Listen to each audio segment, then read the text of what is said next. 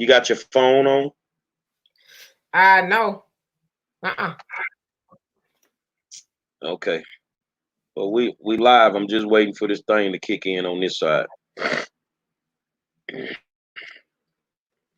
get this up while I'm waiting.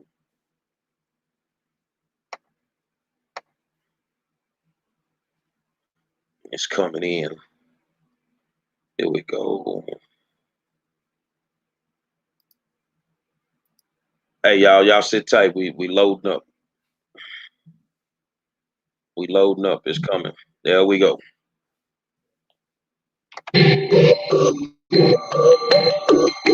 Say without a shadow of a doubt, it's the hottest show in social media history.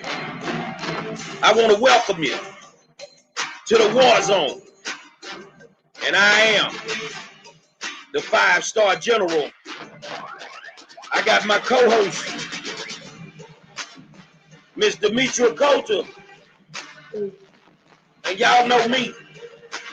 I like to start trouble. And I'm going to start some trouble tonight. Texas Organizing Project. Let the chips fall where they may. This just might be corruption at its finest.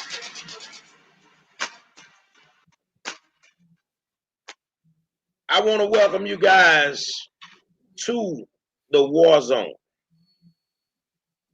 Say top of the evening to you. How you doing? Hopefully you had a great day. You ducking the corona. And you doing what you're doing. I see my beautiful co-host. How you doing, Ms. Demetria? What's going on with you? Everything and really nothing at the same time because we can't really do much, right? Your mic's not.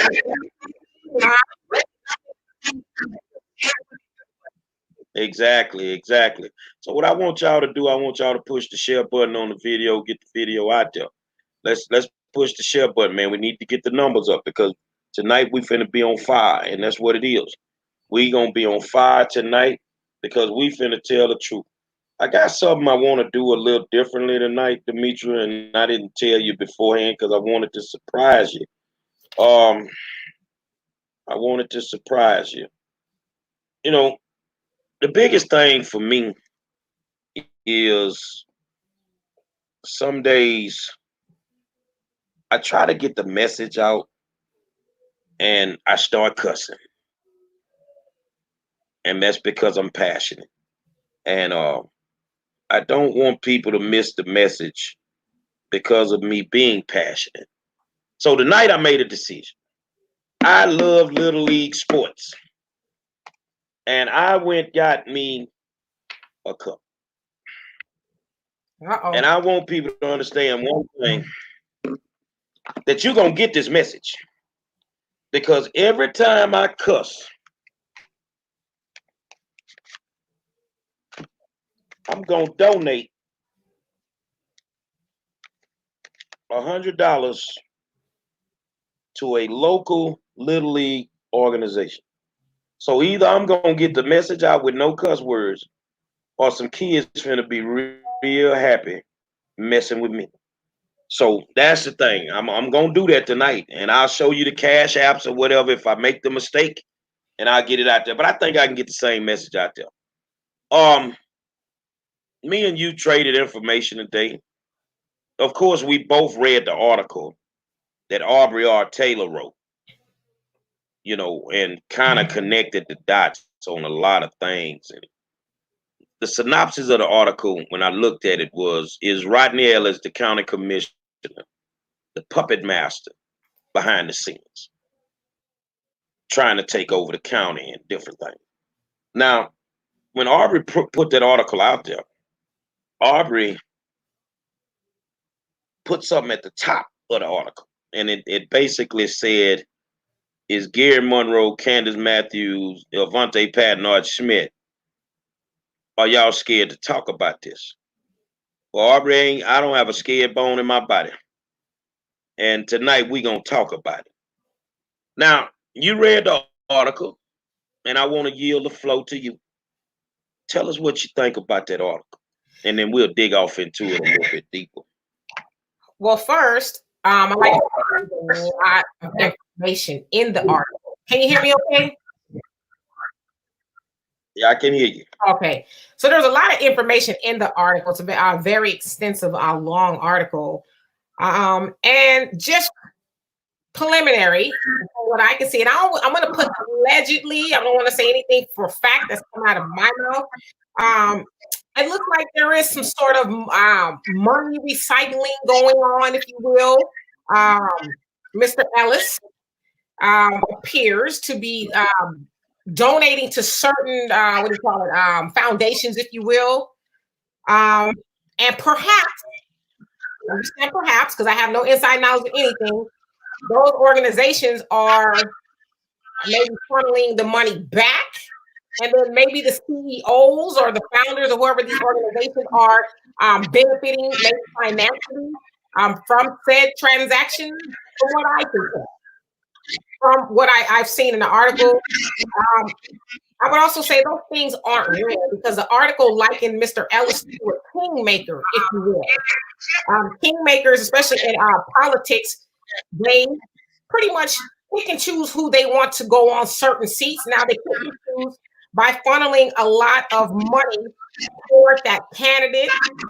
Now we know that their campaign are limits that they actually donate to certain campaigns. So there's obviously ways around doing it. So if some of these candidates perhaps have an organization or something like that, they can funnel it through the organization.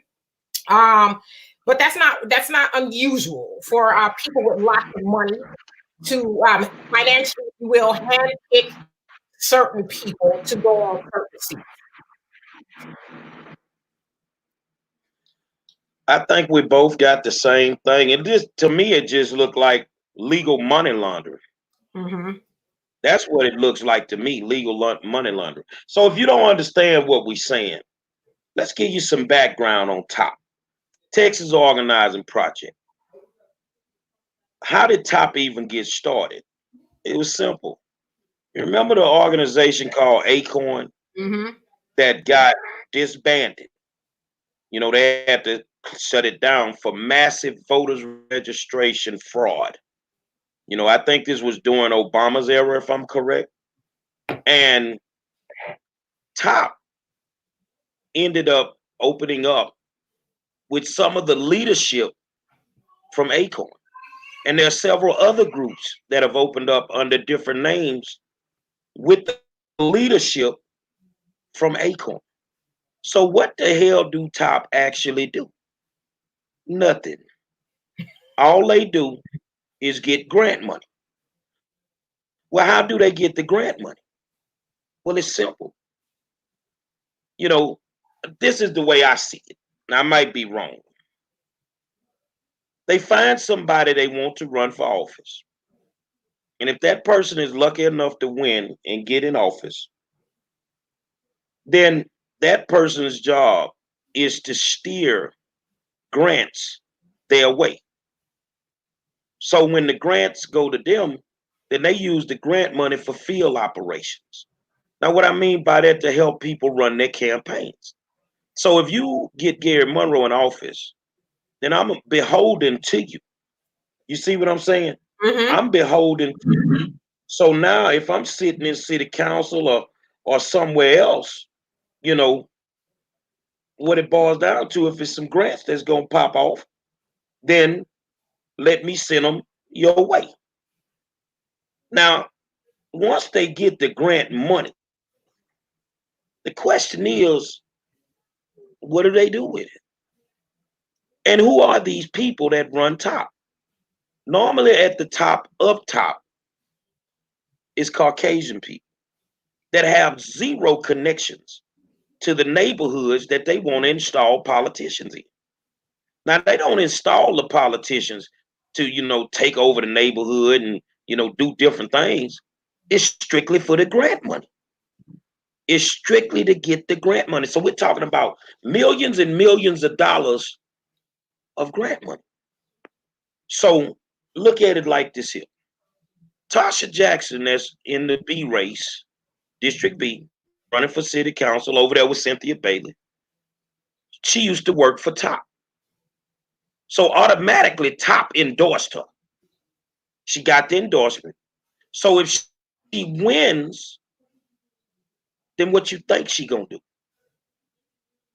Probably, maybe, don't know, but maybe some grant money will go to Top. Now, you also have to understand that once they give you the money and you become an elected official, now they want Demetria Coulter to run in another race in another election. Well, Gary Monroe, we took care of you, so what we want you to do is publicly endorse Demetria Coulter. So if Demetria gets in a key spot that she can steer some grant money, then here we go again. So the thing is, Top is pimping to me the black elected official, who in turn is pimping the black voters out of their votes. Now, what I don't want to do is I don't want to make this a racist conversation. I don't. So I'm gonna include my Latino brothers in it too. They doing the same thing to y'all. Look at our leadership and then ask yourself, who was endorsed by Top? Who was endorsed by Top? Now, the crazy part is the people that's in the structure of Top, all the top positions are Caucasian people. Okay, I get that. They may be the ones who, are most qualified. But the people on the lower end, the pay disparages the difference is pay is so horrible. These people sitting at the top don't do nothing. They make 80, 90,000 a year. The people at the bottom, 32,000, 40,000 max. Now, what I do find strange is that, hold on, let me go to my notes. Hold on, because for the first time in the show history, I had to write notes because it was so much. All right, hold on.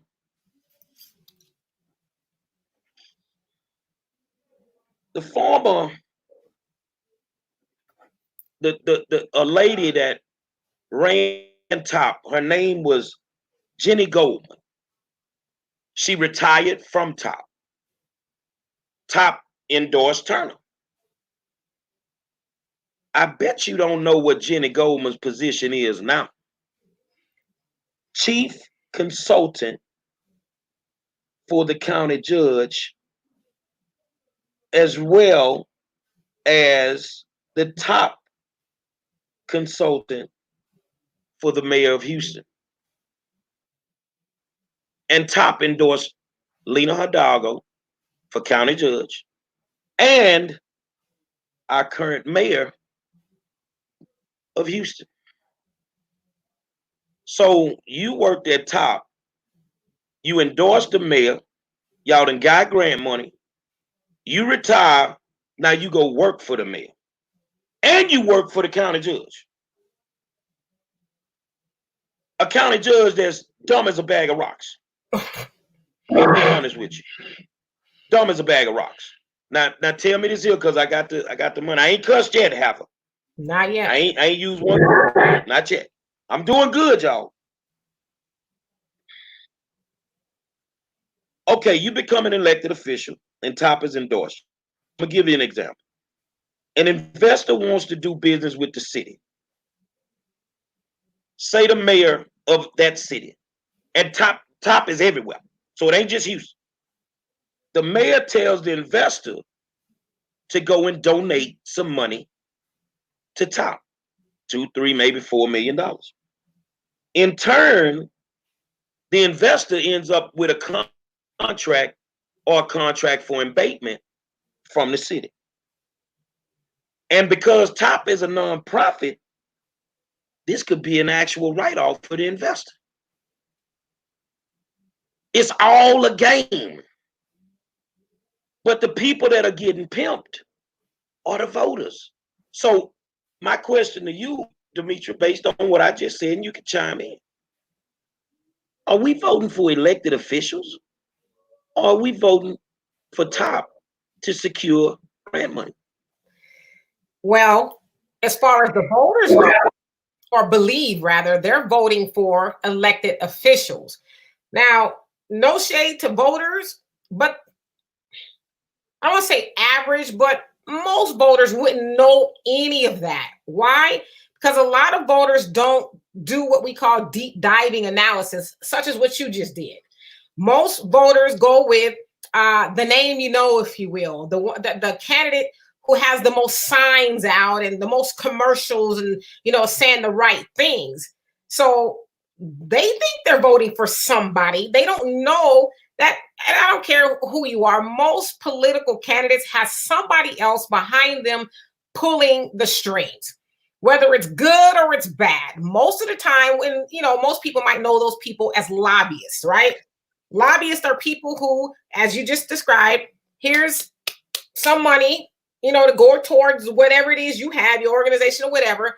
Now, obviously, they're not letting you and I know that, it's quid pro quo, which means, what's in it for me, you do for me, I do for you type of thing.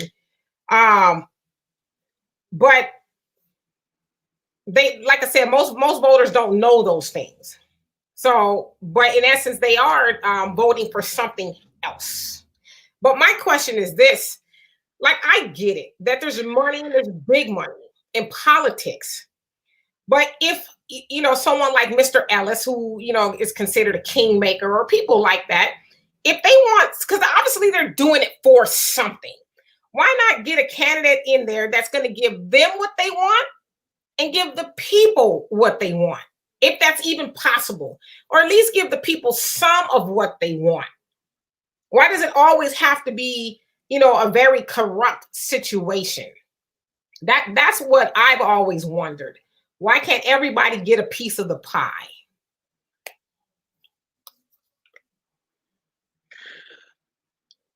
You read the article, like I said earlier.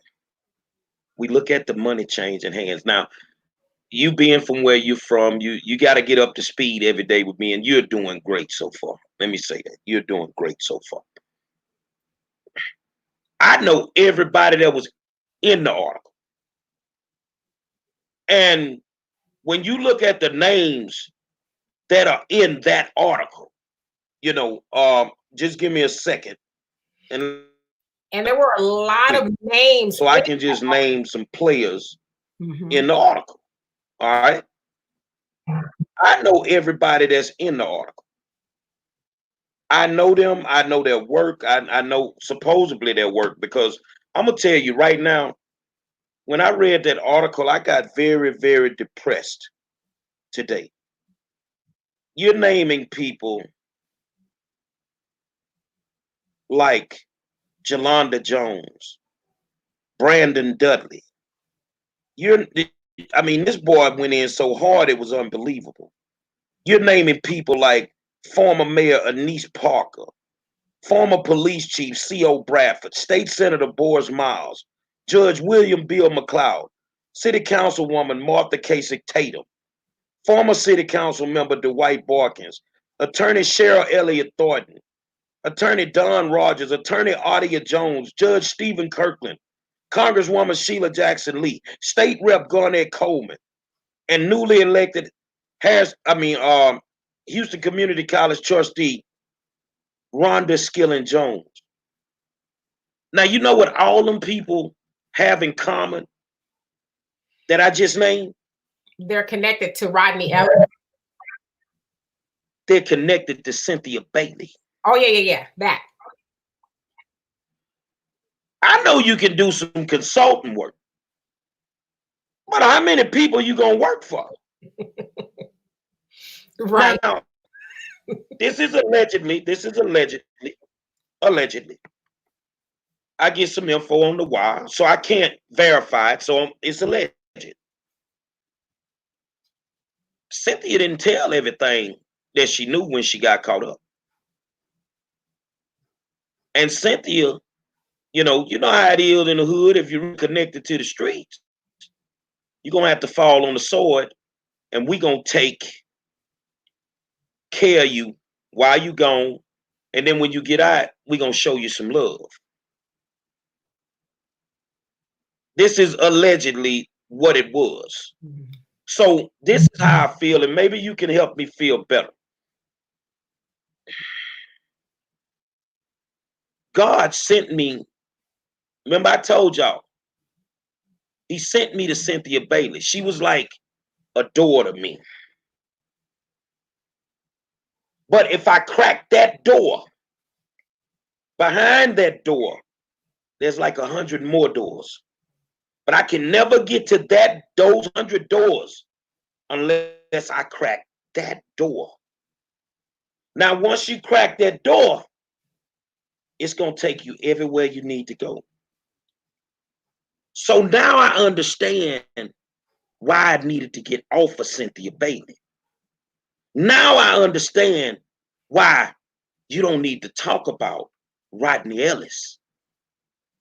Because those two names could, I mean, maybe you studied it, could turn this into Detroit, where city government got caught up. You see what I'm saying?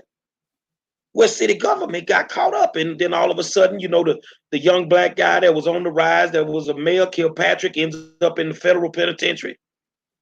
You didn't want me to touch that, but I have to touch it, and this is what bothers me the most. When I look at all of those names, now I know what I'm doing right now because, you know, I'm in politics, so some days I consult. I may not never work for another black politician in my life, but that's okay. I can live with that.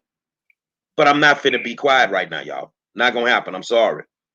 So when I start looking at the things, let's start with Ellis, right? With his staffers. Well, first of all, I'm gonna start with Harris County Clerk Diane Trout. You know, Cynthia Bailey worked for her, paid her thousands. Now hold on. This the same clerk that had to make a decision on whether or not to keep her in that race with the felony. Then all of a sudden, you keep the race off the ballot. She's still in the race. So she worked for you, so you made sure that she was straight. That's just the way that I feel.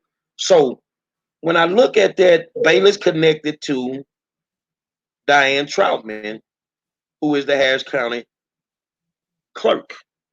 Another thing I found strange about Miss Troutman is she's supposed to run the elections. Well, in the last elections, she let Lily Sector from the Harris County Democratic Party run the elections. Well, hold on, that's not allegedly, because in Commissioner's Court after the elections, she said it. So why would you allow the Harris County Democratic Party chairperson to run the elections, that all of a sudden we got voter suppression? Black voting polls closed down, precinct chairs fired from their normal post, replaced by people that they chose. How do you fire a precinct chair the day before the election? Oh, wow. You see what I'm saying? So as I'm looking in that, you know, you paid this woman thousands of dollars. So then I go, and like Arthur said, Commissioner Ellis is certainly no dummy. He know what he doing. Mm-hmm. Then I looked at the number of staffers that he had. It seems like it's really like over 7 to 15 staffers that have been on his payroll that ended up in key races. Now, that's not unusual. You have the right to run for whatever you want. Mm-hmm.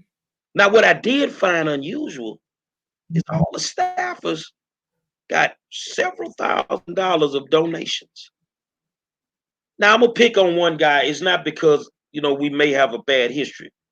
Black Lives Matter serves a purpose in the city of Houston. Very vocal. Very vocal.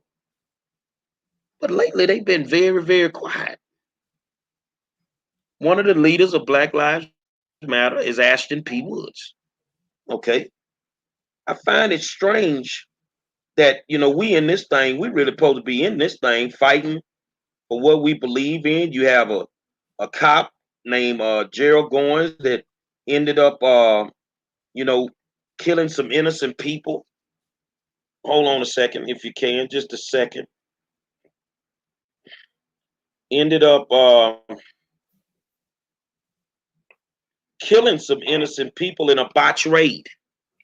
Basically, they went to the wrong house and stormed the house and ended up killing two innocent white people. And God knows I went to a meeting at HPD and set it off. But Black Lives Matter has really been quiet on this matter. Maybe it's because of the campaign contribution from Commissioner Ellis to Ashton P. Woods. It's all there in black and white. It's all there in black and white. And I'm like, wow, are we serious? I mean, who is not bought off? Look at the activists, and you're not here, but the people here in Houston, look at the activists and their track record of work. Look at their track record of work, especially African American activists. And I want you to ask yourself, where did their voice go? Why did they stop talking? Why did they stop marching? Why did they stop protesting? The only one that seemed to be raising any hell right now is Gary W. Monroe. Because you ain't got enough money to buy me off. So as I'm looking through Aubrey's article, it's more names that come up. Like Tasha Jackson. We keep hearing that name, right? She used to work for Top. And then she resigned and decided to run. Well, Mr. Ellis made a contribution of $50,000 to Top. Then he came back and made another contribution of $150,000 to Top. Top endorses Tasha Jackson. Most local elected officials, African American, they come out and they support her and they endorse her. And it's the cycle all over again. I'm going to stop because I've been talking a while. You chime in, Mom. I mean, it's a lot. And, for the viewers, if you haven't had a chance to read it, I had a chance to read it. It is a lot. You really would have to sit and just kind of study it and take notes. But there definitely seems to be a correlation, a connecting of the dots, if you will. Everybody's connected. And like you said, Cynthia Bailey is at the center of all of this. She got a lot of connections to everybody. And so I think just from looking at it, I think you can make a pretty educated guess. I would say guess, because I want to, make sure I say allegedly, that there is some chicanery going on there. But to your point, as far as like Black Lives Matter, you can take it to like NAACP. Anytime you have white money funding these organizations, the people who are at the forefront, so let's say, like you said, your Ashton P. Woods, I think you said his name is. Sure, he's the mouthpiece of the organization, but he's only going to say so much. Now, from what I understand, George Soros, who was this big-time billionaire, Democratic donor, if you will, it sounds like he gave Black Lives Matter, the organization itself, a whole lot of money, if I'm not mistaken, to the tune of like $30-something million in the beginning. I don't know how much money they've gotten now. And he's white, so you're not going to get too far off the chain, if you will, when you have that kind of money and that kind of influence. We know where there's money, there is influence. And so perhaps, these people at the helm of these, and I'm not talking about the helm, but the mouthpiece of these organizations were bought off or told, hey, we've given you a lot of money. We'd appreciate it if you stay, hush on this, which, like you said, Black Lives Matter, their organization was supposed to be the mouthpiece for Black people who are suffering injustices. And now they're not saying anything yet. I would say it's kind of odd, but not surprising. We know that kind of stuff goes on, which is why, someone like yourself, you said people have come to you on a copious amount of times offering you money, but you know what that means. If you take the money, it now means you're beholden to them, and you can't, as some people say, get off the chain. You have to do what they ask you to do, because now they make sure you eat. They take care of your livelihood. And so it's really unfortunate, but that's just the way it works. But I want to play devil's advocate here for just a second. So you have someone like Rodney Ellis. Let's say, hypothetically, he did pay off to some degree, Black Lives Matter, whatever, not to say anything about the police shooting. Why would he do that? Well, like, what's in it for him to do that? What is he gaining by them hush? If you strategically place people in certain positions, right? Mm-hmm. If they're lucky enough to win, if they can pull it off, Ellis becomes the most powerful man in the county. He runs Harris County now. Mm-hmm. Realistically, the most powerful person in the county should be the county judge. Mm-hmm. But remember, she dumb as a bag of rocks. Mm-hmm. So he would even trump her if you have these people in these key positions. But I think maybe you can answer this, that I find strange. Why are you donating all of this money to all of these people? And see, that leads us back to what I just told you. You got to get them in there. You're not donating the money because you just want to give it to them.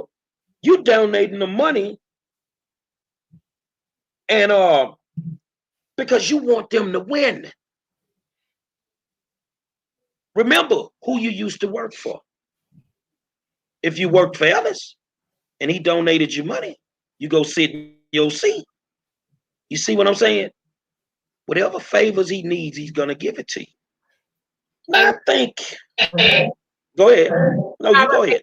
You just asked. You have to sit on the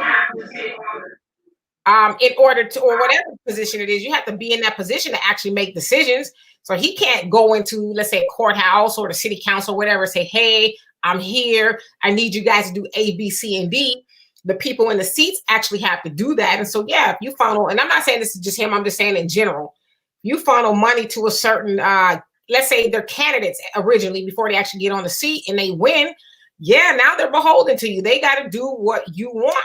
So he needs, like you said, those people to sit in those key positions to actually do his bidding. I mean, it's really just that simple. But like I said, it's not surprising. It happens a lot in, everywhere.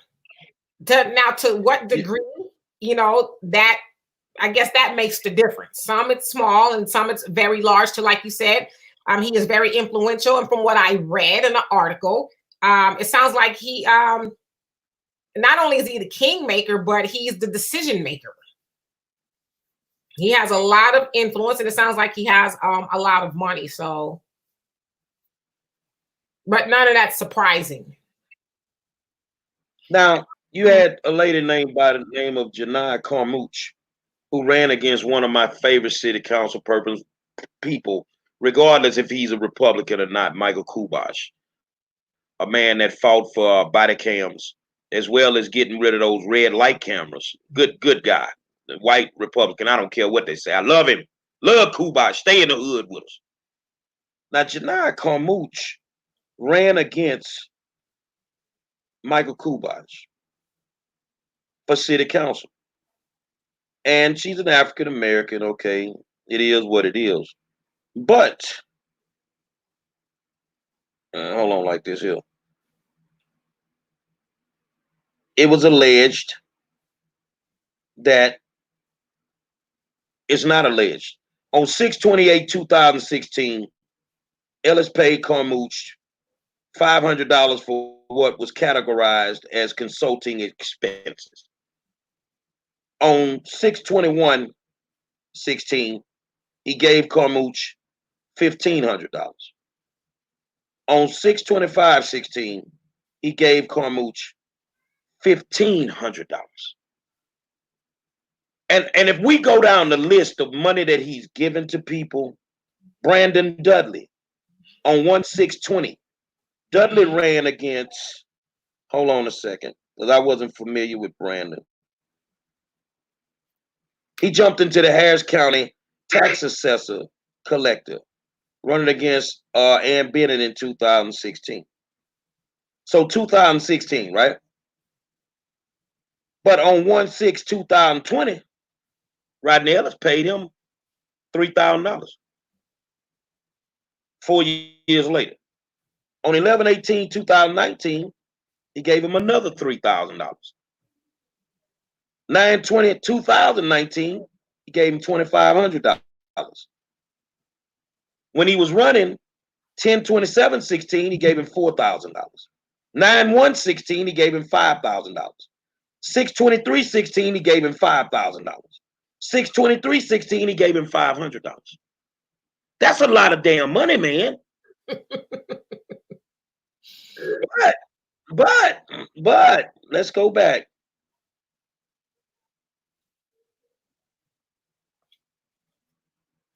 Mr. Dudley works as part of the Harris County Precinct 1 Senior Managing Group. Precinct 1 is Commissioner Rodney Ellis. So he worked for you. You donated over $10,000 to this man. He jumps in these races. If he's lucky enough to win, one of your staffers is in a key position. You can take it over. Alana, I know you pro. Let me put up her statement because I want y'all to see this. What's the problem with him donating to Black Lives Matter? My problem is why the hell are they quiet? If you don't get it, baby, just sit back and listen. This ain't about black and white because the guy I just named, Brandon Dudley, is white. This is about somebody strategically placing people in key political positions so that you could possibly take over the whole county. You feel what I'm saying? So let's go to Jolanda Jones.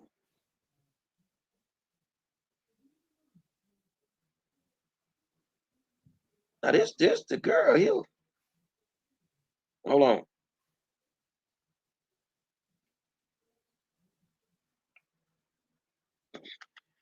Ann Bennett must not have been doing a good job, the lady that was already in that position. Because Jolanda Jones, who has no tax experience, jumps in the race. But Ann Bennett technically works for Rodney Ellis. So I can't see if he gave Jolanda any money. I don't see that.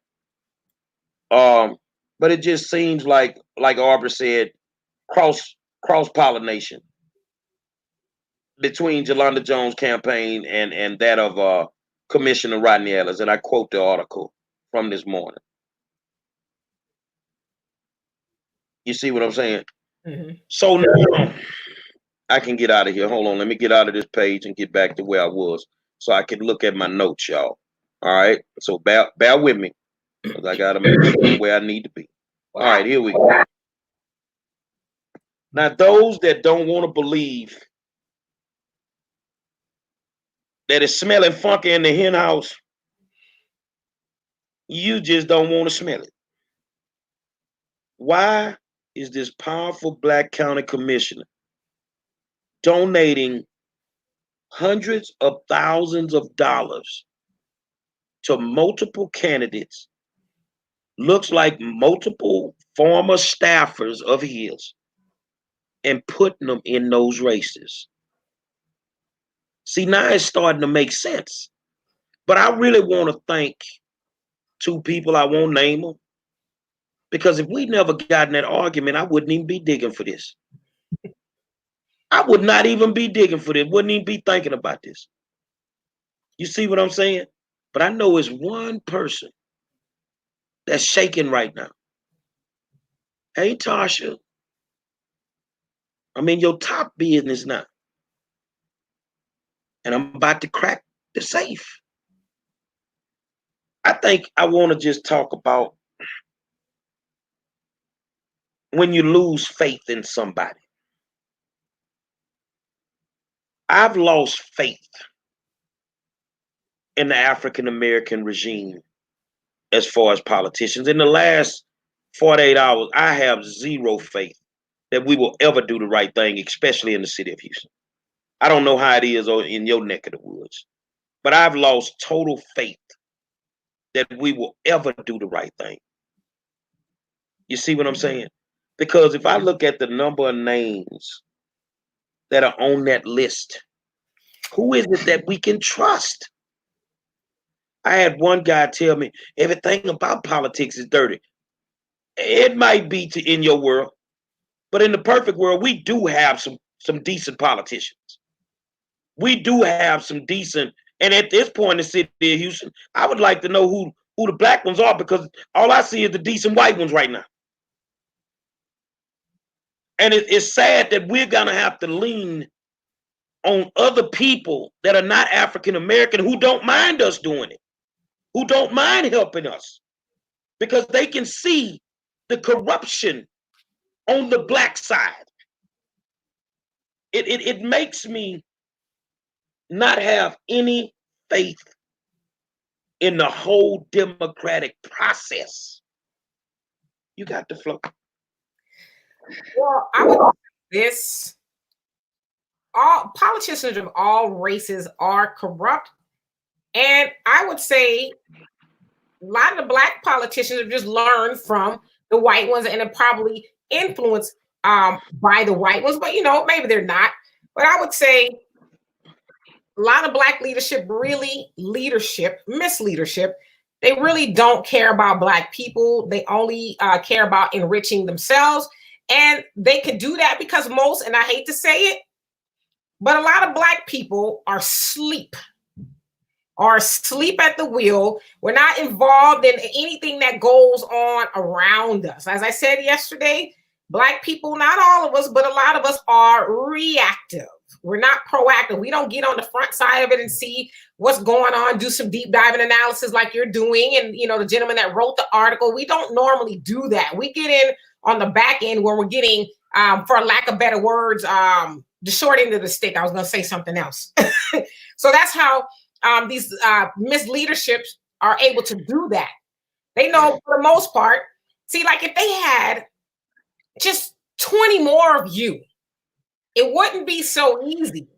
Like there's no reason, and I know a lot of the viewers here are on your side, but she froze up. There she go. Oh, was I frozen? Sorry. So as I was saying, there should be. You're all right. Okay, if there was 20 more of you doing what you're doing, to wake black people up, then these misleaderships wouldn't be able to get away with as much.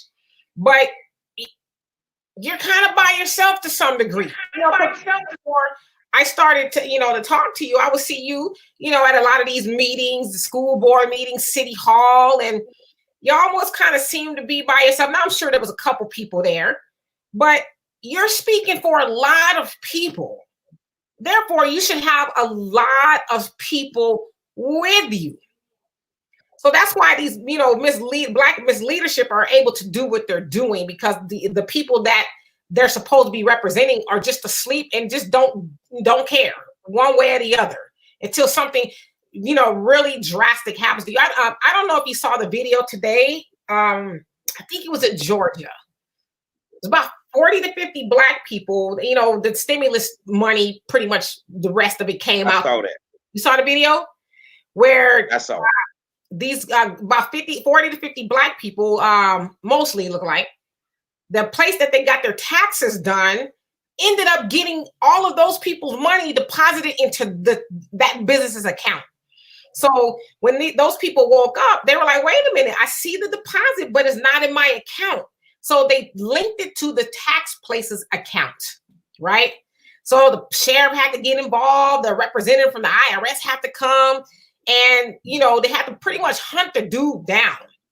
And he finally said, okay, well, I'm going to give them their money back, but they have to send it back to the IRS. And then now the people got to wait for the IRS. It's just a nightmare. But we allow, because I'm sure whoever did that to them, that's not the first time they did some chicanery or some nonsense to those people. But we don't get involved until it's too late, until we have gotten the short end of the stick. Now, the other thing I wanted to touch upon that you said, because I noticed that one of the reoccurring themes in that article was consulting fees.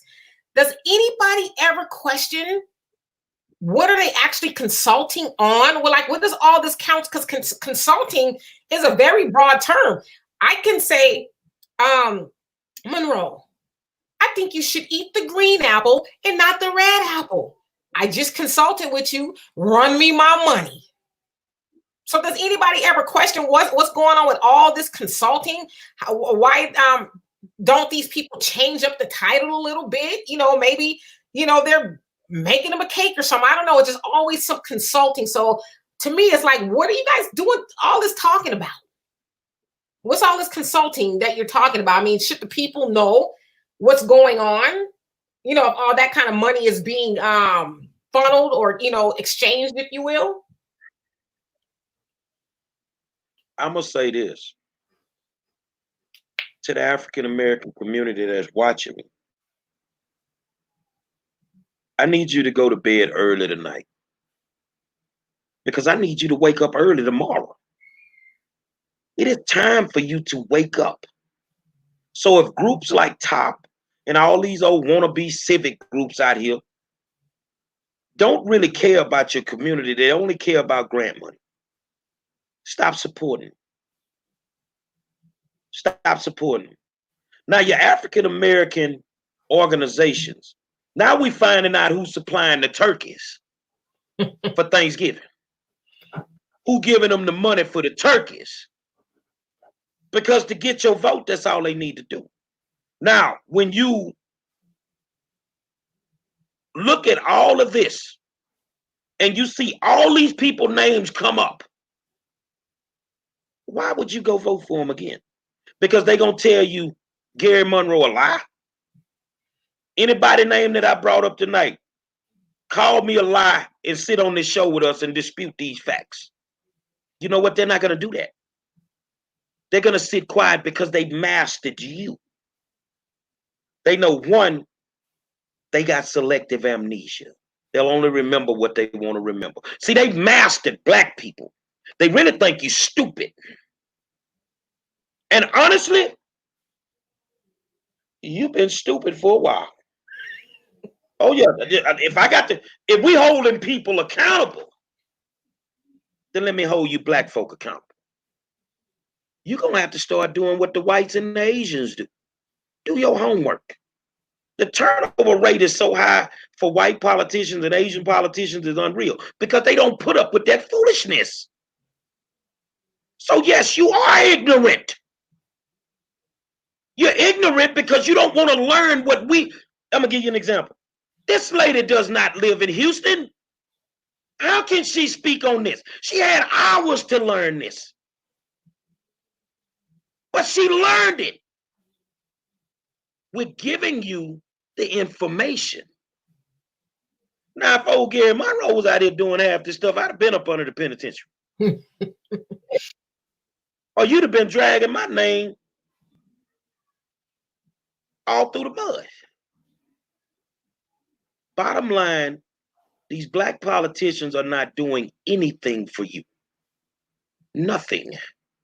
If you live in Northeast Houston and you don't have a grocery store in your neighborhood, what have they done for you? If you're driving down the street getting flat tires because the road is all tore up, what have they done for you? If your schools are failing in your black neighborhoods and your brown neighborhoods, what have they done for you? They too busy getting grant money. And you notice everything comes in the form of a grant. Let me tell you one of the biggest grants that the city of Houston and Harris County has gotten. And they pimped you with it. Bail reform. Who was in charge of that? Rodney Ellis. And we still having problems with it. But the grant money is got. They pimped you with bail reform. You have these people over here at top saying, well, we want this black politician in there. We want that black politician in this seat. These people ain't even from Houston. These people are not even from Houston. They know nothing about your neighborhood. I got into it at the last election. Come on. There we go. You still there? I'm here. You still there? Yeah, I'm here. Let's see if we can hear you. All right. Yeah. One of the top officials, a black guy, came to the polls and tried to tell me all about top. Now I got to be very, very careful because y'all don't really want to know what I told him because I'd be out a whole bunch of money. But I'll give you the clean version. Man, get out of my face. You don't know nothing about this neighborhood. You don't know nothing about what we need. You don't know what makes this neighborhood thrive. You don't know anything. So if all this money is being given away, right? And we're looking at, you saw all them numbers in there, right? We ain't even talking about the investments that they do. That's a whole nother show. That's a whole nother show. Then why is it so hard to fix the black community? Because that's not their intentions. See, I'm gonna say it, and maybe I'm wrong, and some people are gonna get mad. White politicians take care of their communities. They make sure they're beautiful. They make sure they're safe.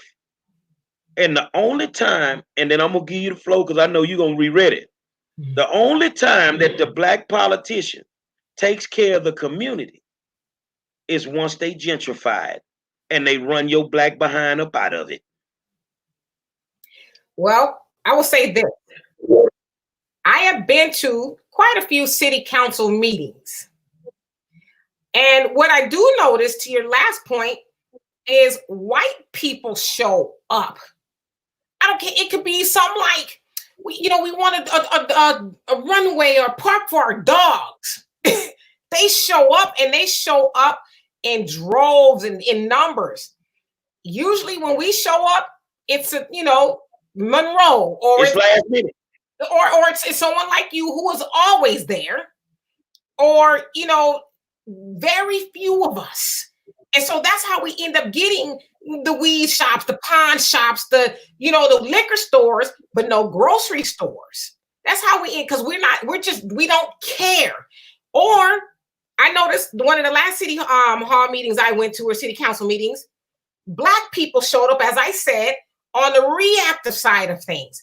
Well, this measure passed to put some more weed shops in our neighborhood, and we got enough weed shops in the neighborhood. But it's like, well, where were you when they were getting ready to vote on this, measure, or to put these things in your neighborhood? But the white people show up before the vote happens and say, hey, we don't want that here, and if you put it here, we're going to organize against you. And I mean, I've seen them say, we are going to vote you off the seat if you do A, B, C, and D in our neighborhood.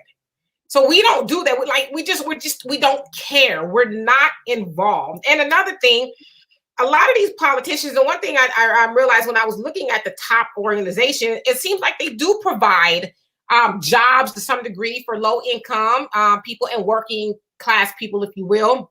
And so they get us in our community with jobs.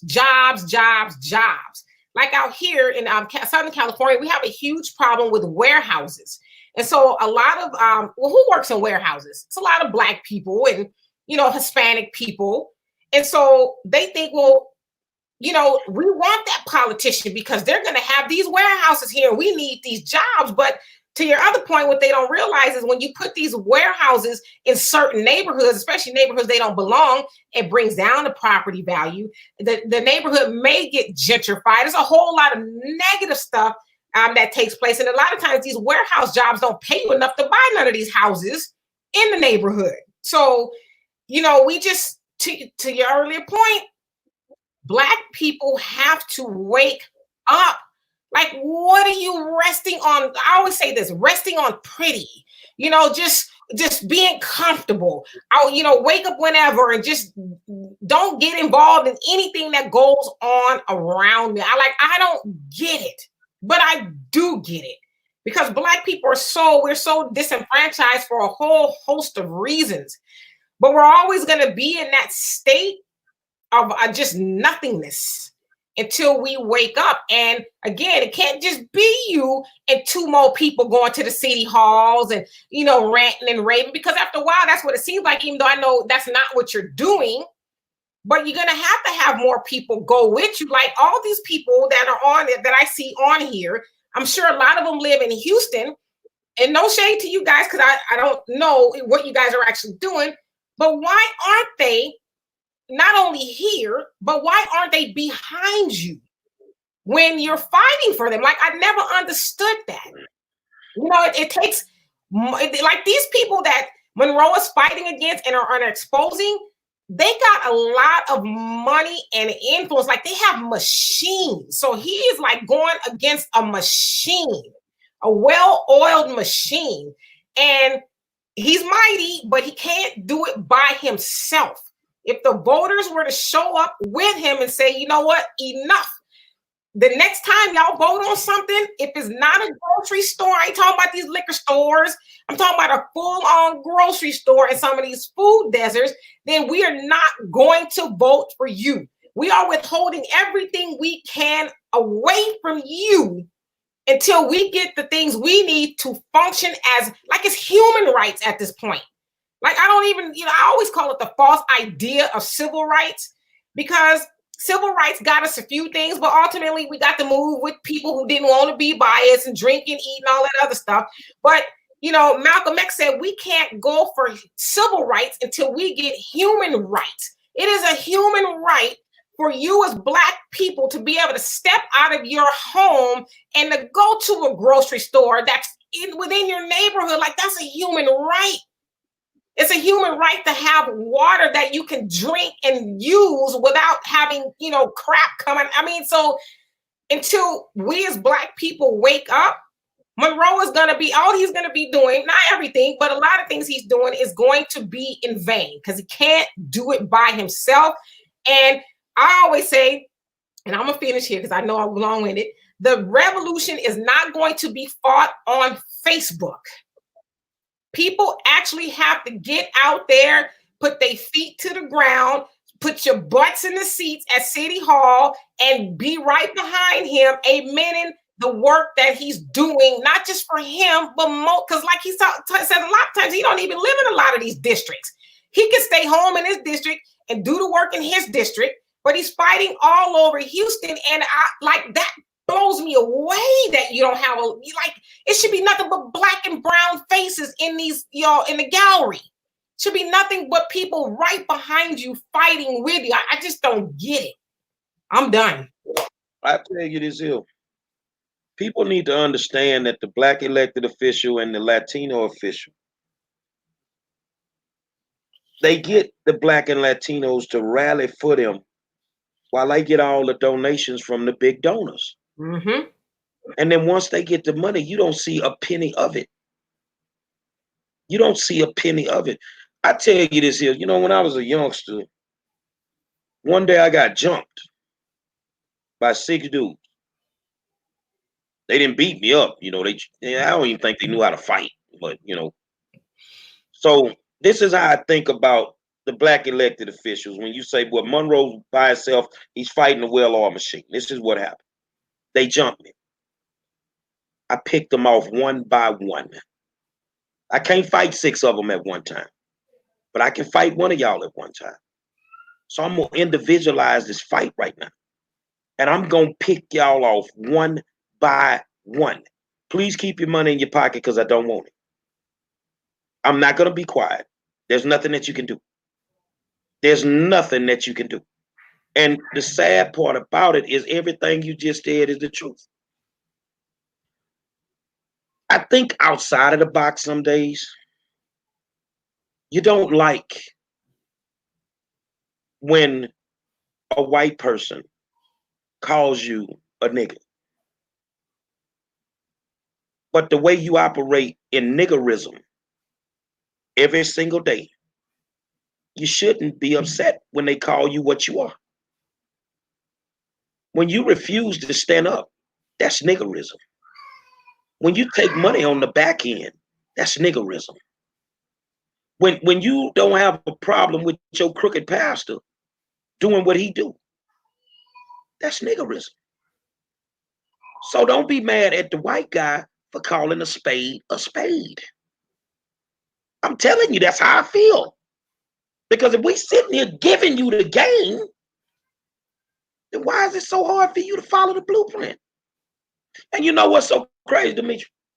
A lot of these people ain't even getting paid to do the things that they do.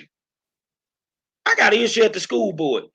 When the white folk got an issue in standing room only, or they got to put them in the overflow room.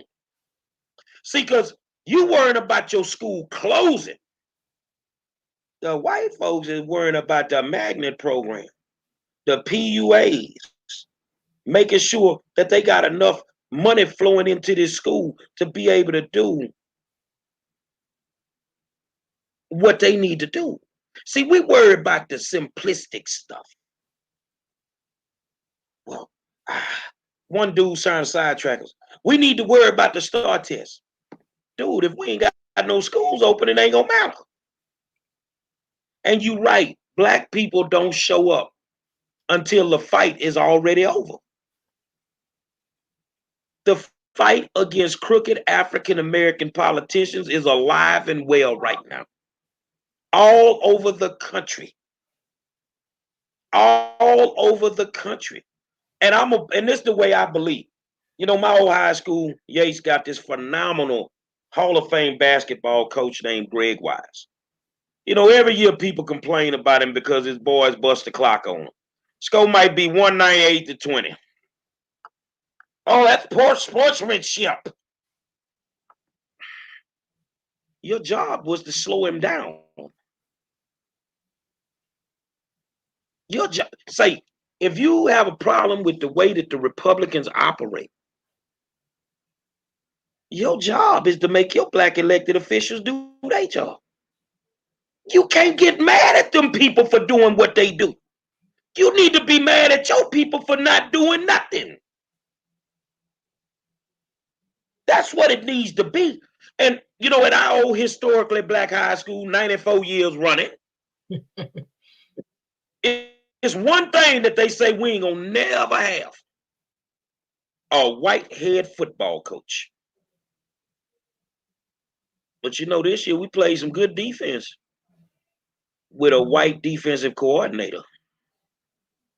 So maybe as African Americans, we may need to look for some white Democratic representation, because your black ones ain't getting it done. And it ain't that you can't get it done. You're too busy stealing the money. I ain't cuss yet, ever. Not one time. Not one time. And I'm still as passionate. You black ones, it ain't that you can't do the job. You too busy stealing the money. Because everything we read today, me and you, was about the transfer of money. Ellis gives Tops some money. Tops give the money back to Ellis. But why he needed to give it to him in the first place? Legal money laundering to me. Allegedly. And I can tell you why people don't follow me. Oh, you're too combustible. you're this and that. No, you don't follow me because you're a coward. You don't follow me because you don't want to stand up to them people. And the sad part, when I go in there, I don't really give grief to the white officials. I give it to the black ones. But you don't want to give them no grief. So you don't follow me because you don't have the education. You don't follow me because you don't speak eloquently.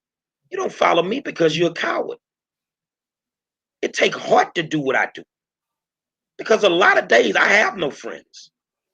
A lot of days, this is a journey I walk by myself. But I'd rather walk by myself and stand in my truth and be a proud black man than to be a sold out black man with 400 friends on my coattail. That's how I feel. That's exactly how I feel. So I don't know what we can do to turn the corner. And I'm putting it out there to the extreme because in everything that you deal with, there's an extreme level. You know, this is the worst case scenario. We might need Democratic white representation. I'm sorry to say it. What you think? I mean, it's really up to the people.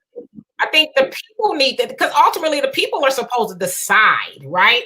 But the people in the district, the constituents, the voters, they have to help you do the work. It's just that simple.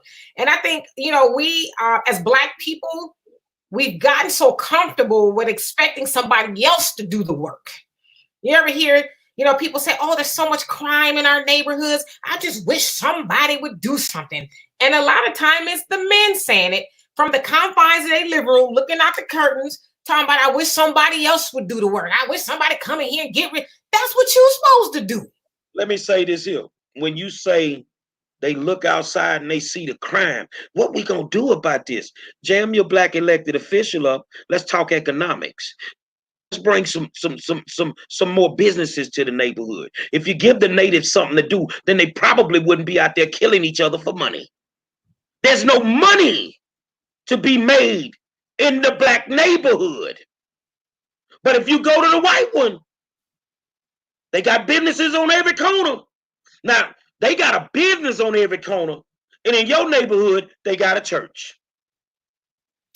In their neighborhood, they got something that has programs to help you better yourself, and in your neighborhood, they got a liquor store. And guess what? In that liquor store, we're not the owners. So in those very same stores that they, and I say they, your city council, allow to open up in your neighborhoods, those people won't even hire Black people. Now they take your money, but they won't hire you, whether it's the beauty supplies, the liquor stores, you name it. They might have one Black person in there, just, you know, because we're doing it. We don't want people to be too upset. But the businesses in your neighborhoods, or our neighborhoods, I should say, we're not working there. And that's the city council. A lot of times it's Black city council, depending on where you live. They allow those people to open up shop in your neighborhood, and they will not give a dime of it back. Huey P. Newton, the Black Panther Party for self-defense.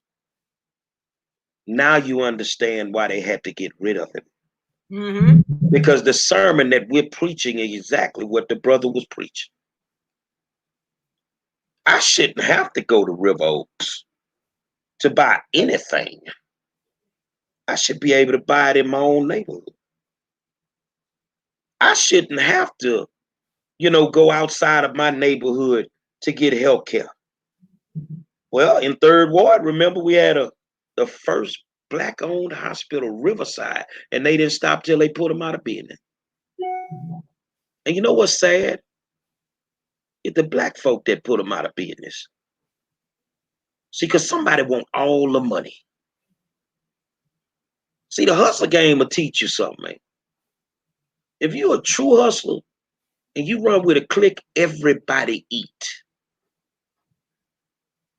But if you're a sucker, want all the money, you're going to start crossing your people out. And you're going to get rid of them. And you know what's sickening? It's like that in Texas. California, New York, Atlanta, Chicago. It's like that everywhere. Your black Democrats are doing a great job right now keeping you dependent on the government. Your black Democrats right now are doing a great job of keeping you poor. And when you wake up in the morning, don't wake up in the spirit. If you cool with what I just said, wake up in your niggerism. Because until you wake up, it ain't the white man that look at you like you a nigga. It's the high-powered black one. That's the one you need to keep your eye on. That's the one that's really doing the damage to you. The high-powered black one. My sister, your final thoughts. I mean, I'm always like, Tony, that it's on us as black people on the ground level to get it done. Because these politicians, they need us to move forward. And we got to get out of the habit or the thought process of thinking because it's a black face, black people, because they say all kinfolk ain't skin folk or skin folk ain't kinfolk, which is true. But we as black people just think, well, if they black, Barack Obama is a perfect example. I'll be the first one to admit I voted for him because he was black. Not once, but twice. The second time thinking, okay, this is his last term. Now we really finna get some, okay, because the first term, he couldn't do nothing for us. But this time, and of course, we see what happened. So we got to get out of habit of thinking just because they're black, they're for us. A lot of times, as we see, that is not true. Black politicians, they use us. White ones use us too, but it shouldn't be your own people doing it. But I don't fault them. Because everybody want to make sure they got a steak on the table. Not me, because I'm a vegan. But most people want to make sure they got something good to eat on the table. And they'll do that even if it means selling you out. But they can't do that unless you allow them to do that.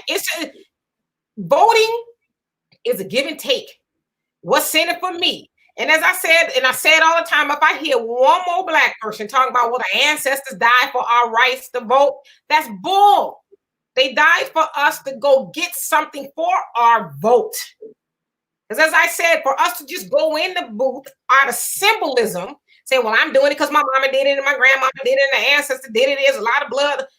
Their blood is on our hands when we keep going in that booth, voting for corrupt politicians who never bring home the bacon to the district, who, never opens up a grocery store, but allows everybody else to open up their businesses. That's our fault. They're going to do what they do, but they can't do it unless we stop them and show up with people like Monroe to these meetings and be heard, and don't stop until you get what you want. And finally, as I always say, a vote is a transaction. You go into the grocery store, you mean to buy a loaf of bread, and they don't have the bread you want. Are you going to leave your money on the counter and walk out with no bread? The voting is the same thing. I'm not going to lay my vote down in the ballot box unless I'm getting something for it. Period. I'm done. It's a damn shame when I think about the things that Barack could have done that were not done.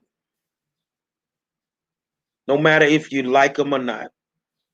Simple question. Who pardoned more black men, Barack or Trump? Whatever the reason may be. Maybe Barack didn't feel he had the political protection that he needed.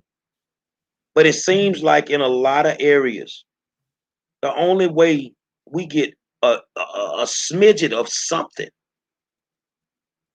is if some decent white politician, and sometimes they're not decent, comes through and gets it done. But what we do get from black elected officials, we get a whole bunch of excuses. We get a whole bunch of excuses. I want you to think about your favorite African-American politician. at this moment. And I want you to think about everything that you've eaten during the pandemic. I want you to think about the meals that you had to cut back on and you had to eat. And I want you to understand they still ate steak, shrimp, and lobster. While you out there trying to get to the food truck with city councilwoman Letitia Plummer to get you a hot meal, they still ate shrimp, steak, and lobster.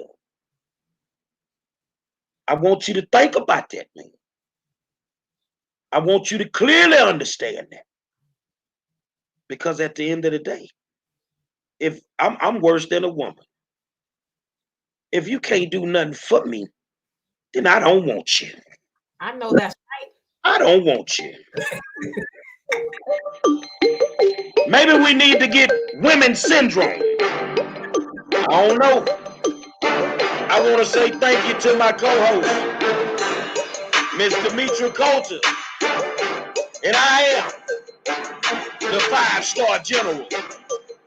They might try to duplicate us, but they can emulate us. I will say, my sister, I put you in the family. You too raw for MTV, and you too black for BET. Don't come here if you don't want to hear the real Tasha Jackson and Top. I got my eyes on you, homie.